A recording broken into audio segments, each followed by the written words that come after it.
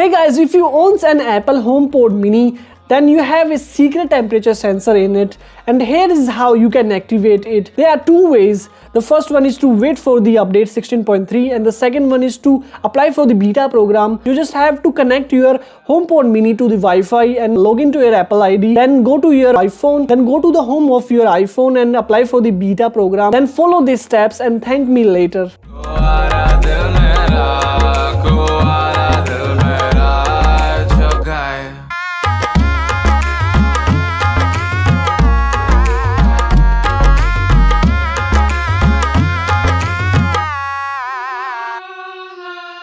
फीकी जिंदगानी भर दे तू फागुन के रंग सारे प्राण मेरे अंधियारी कारी रातें कर दे तू पूनम की उजियारी जान मेरे फीकी जिंदगानी भर दे तू फागुन के रंग सारे प्राण मेरे अंधियारी कारी रातें कर दे तू पूनम की उजियारी